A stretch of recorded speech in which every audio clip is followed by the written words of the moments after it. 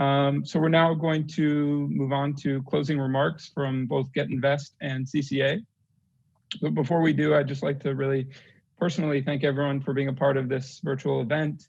As someone pretty engaged in with all the companies and business models that we've been discussing over the last 2 days, I've really learned a lot.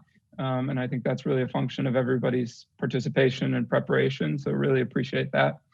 From our end, we'll continue to facilitate these sorts of discussions as the sector continues to evolve and mature. I'm an optimist. I moved from hopeful when I joined CCA a few years ago to really confident today as to where we're headed. So looking forward to continuing to work with all of you.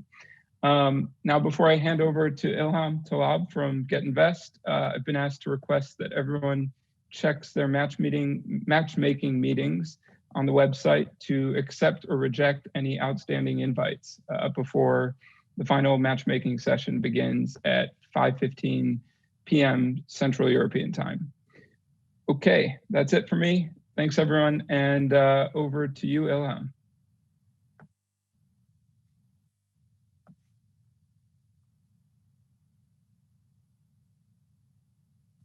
Yeah, Ilham? I hope you can hear me now.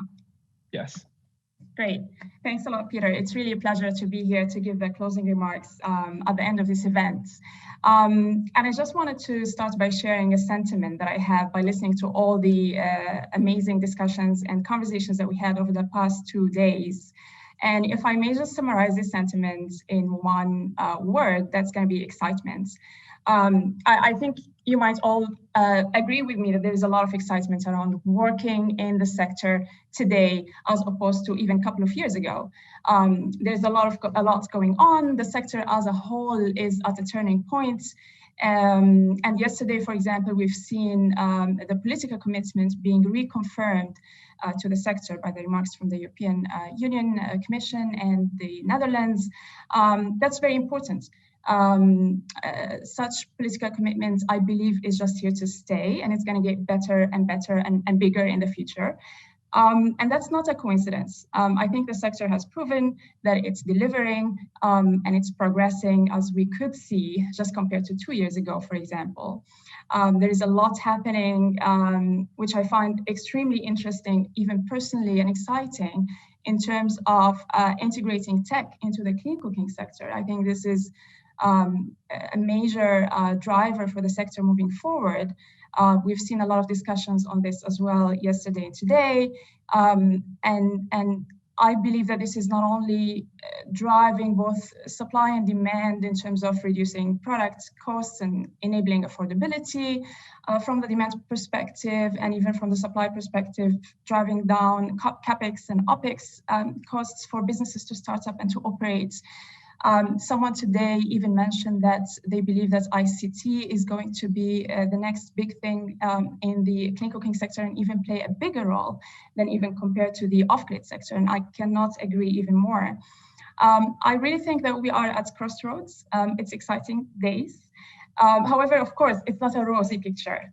There is a lot that needs to be done. It's a tough market, thin margins, complex operations.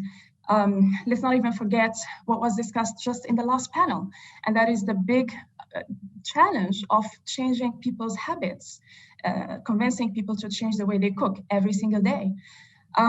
So there is a lot to be done, and maybe you'd ask yourself now, how can we help?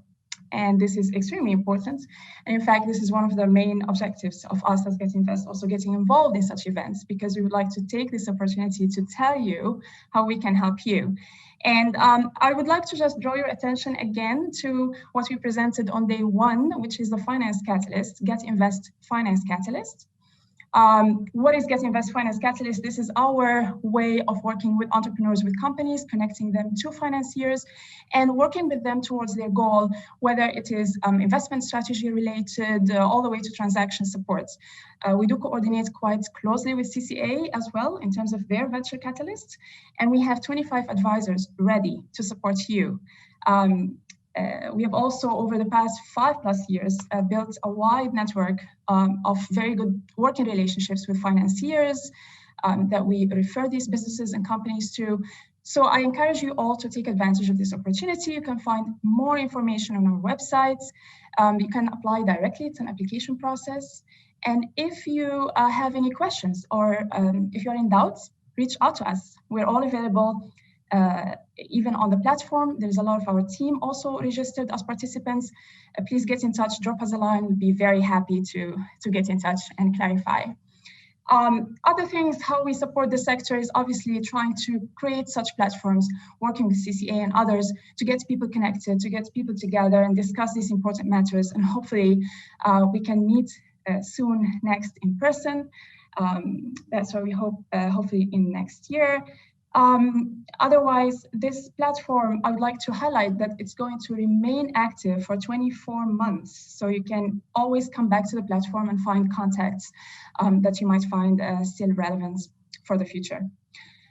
Finally, I would like to also mention that one of the things that we are very excited about at GetInvest is working with our friends at NDEF to create other and additional and many more masterclasses. And these are financing masterclasses that we use to gather a small group of people that are interested to talk about the intricacies of capital raising and what does it entail. There will be more of this coming up in the next year and also hopefully in person. Yeah, so this is all in terms of how we can help you. One important point is we need your feedback. So there will be a survey after this event. Please take a moment to give us your thoughts and how we can improve this moving forward and what would you like to see also in future events or gatherings.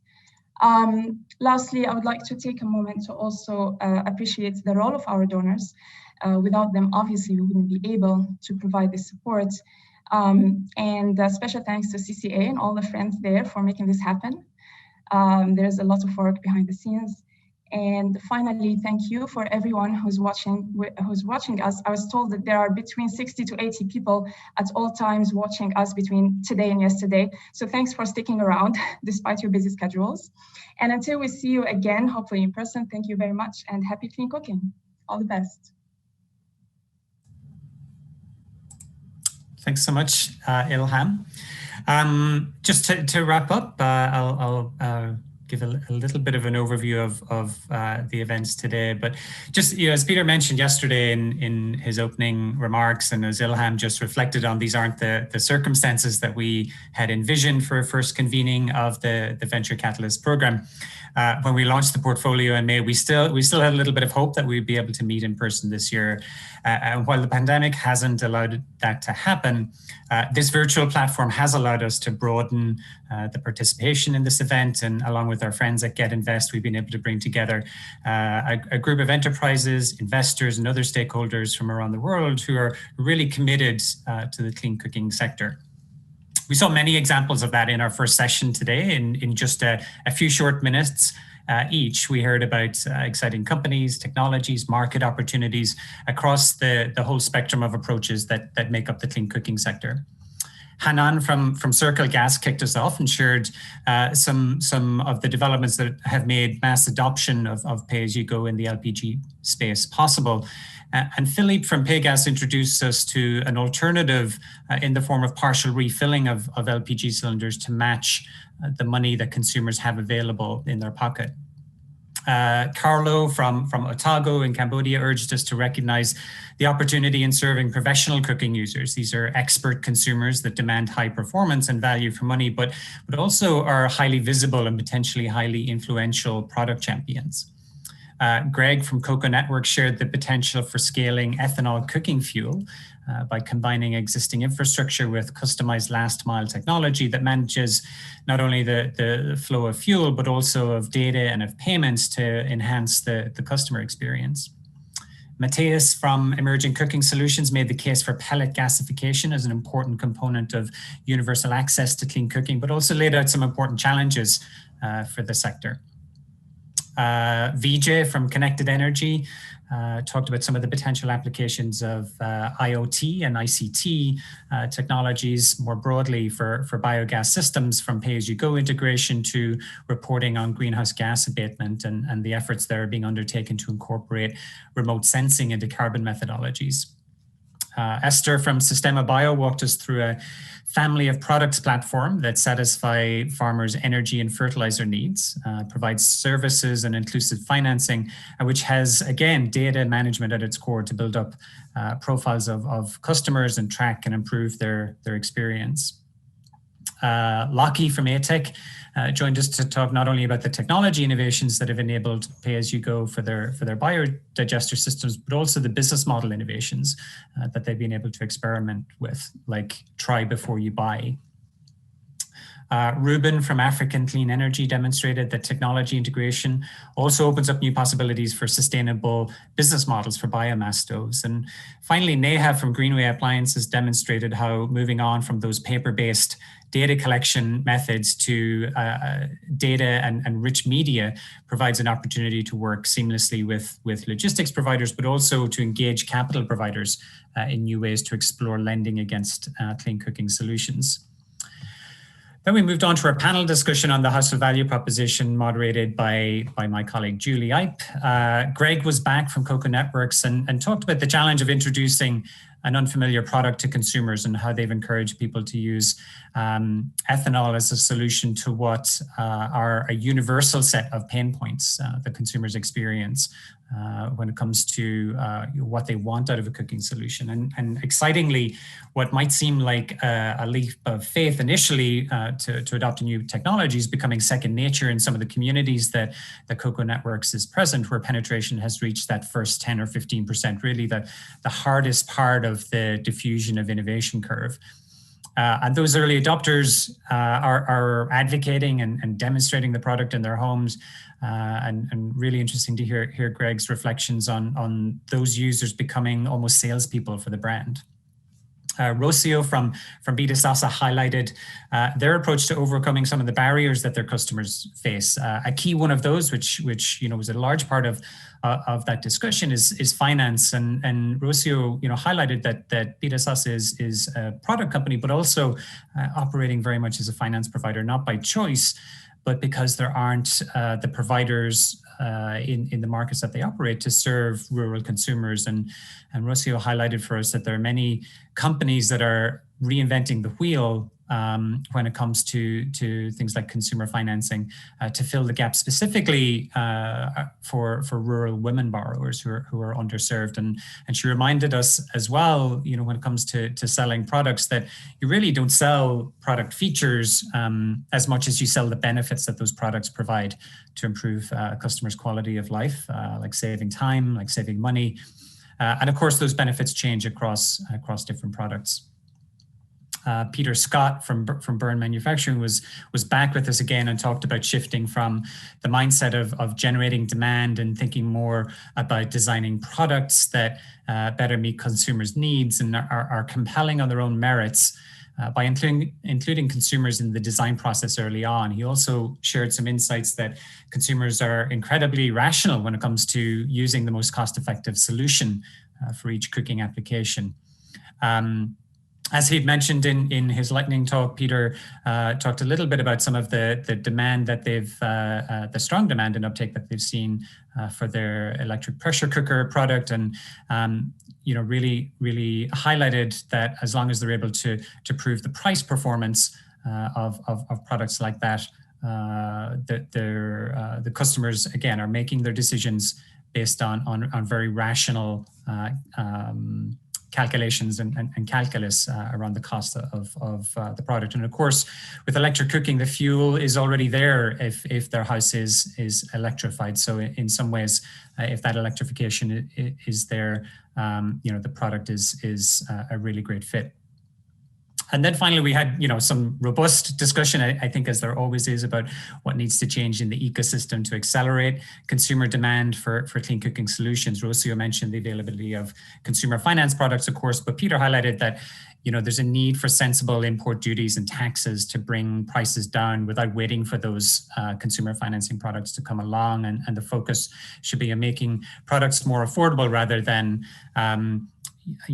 all of these efforts to generate demand and change behavior. So really kind of robust discussion there again, which I think is often the case when it comes to this topic. So in closing, I'd just like to thank all of our speakers, our moderators and panelists over the last 2 days for joining us and for leading really engaging and important conversations on various aspects of the clean cooking sector.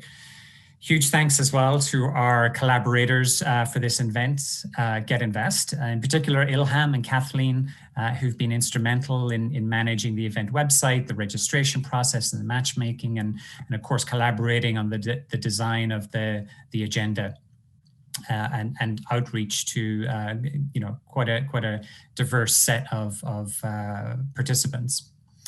We're grateful as well for the tireless and sometimes late night efforts of Tony and Wes behind the scenes, making sure that everyone's technology worked smoothly before and during the event.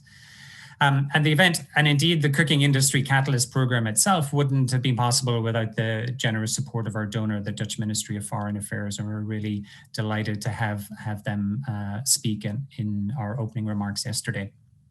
I want to say a big thank you as well to DINFNA and to the entire Clean Cooking Alliance team, in particular, the private sector and investment team and the advocacy and communications team for their support in putting the event together.